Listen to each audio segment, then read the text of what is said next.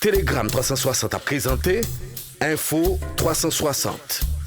Info 360 et on condense l'actualité journée en 360 secondes. Deuxième sortie d'Info 360 pour cette semaine. Bonsoir à tous et bienvenue. Nouvel assaut du gang de Bel-Air contre le quartier de Solino. La situation est tendue au niveau du quartier de Solino ce mardi où le gang de Bel-Air tente un nouvel assaut pour prendre le contrôle de ce territoire. Les SOS se multiplient depuis dimanche. Les affrontements entre hommes armés de Solino et Bel-Air ont repris. Des riverains signalent des coups de feu à l'arme automatique. Des maisons auraient été incendiées par les hommes armés du puissant caïd de Bel-Air Campes qui ne jure que par la prise du contrôle de ce territoire jugé stratégique pour la circulation.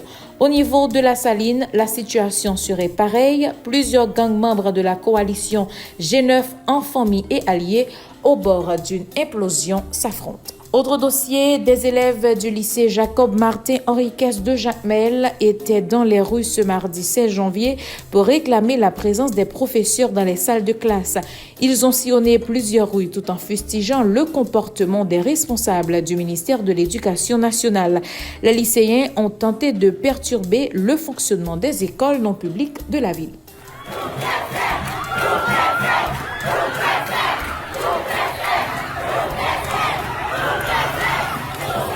Info 360. L'association professionnelle des magistrats invite le Premier ministre Ariel Henry à prendre les mesures nécessaires pour nommer les juges de paix promus au poste de juge dans divers tribunaux de première instance et ceux des tribunaux de première instance dont leur mandat est arrivé à terme. Une correspondance a été adressée au chef du gouvernement à cet effet. L'APM exprime ses préoccupations sur le quasi-dysfonctionnement de la justice en raison d'une insuffisance de juges dans plusieurs tribunaux du pays depuis près d'un an. Comparution lundi de l'ancienne directrice de la Caisse d'assistance sociale devant la Cour d'appel de Port-au-Prince. Le ministère public a rejeté la demande de libération provisoire des avocats d'Edwin Tonton. Le tribunal a décidé de reprendre l'audience le 29 janvier prochain. Monsieur le Président, cette demande,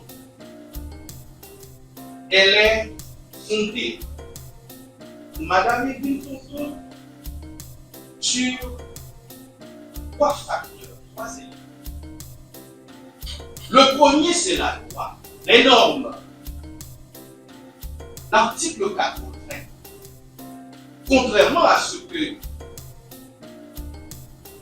notre commissaire en chef, le talentueux Claude Jean, la loi sur la corruption n'exclut pas la main levée. Les demandes en main levée produites par les deux inculpés, présents en l'occurrence Madame Edwin Tonton et Monsieur Pierre Richard Vallès, de confirmer leur détention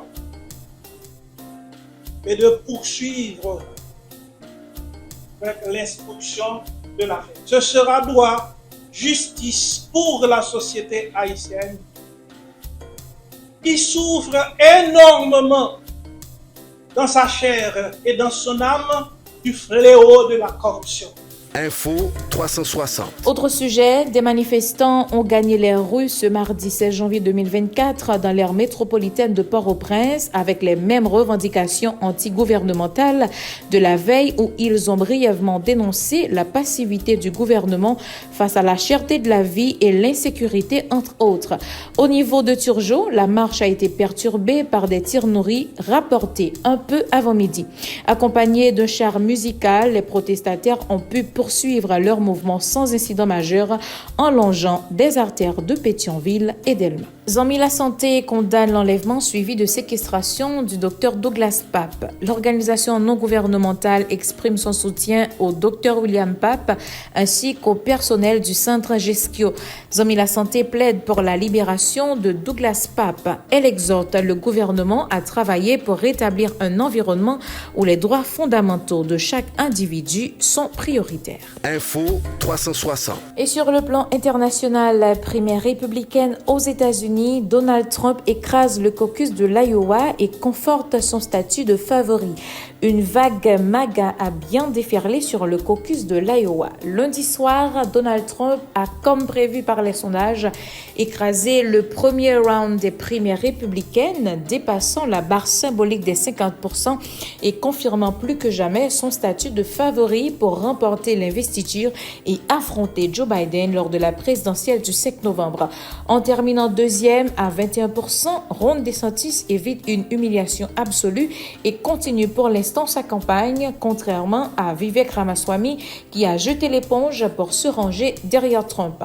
Troisième à 19%, Nikki Haley, elle, mise tout sur le New Hampshire la semaine prochaine où elle espère talonner et faire douter l'ancien président. Ici s'achève la deuxième sortie d'Info 360 pour cette semaine. Merci de l'avoir suivi. Au revoir et à demain.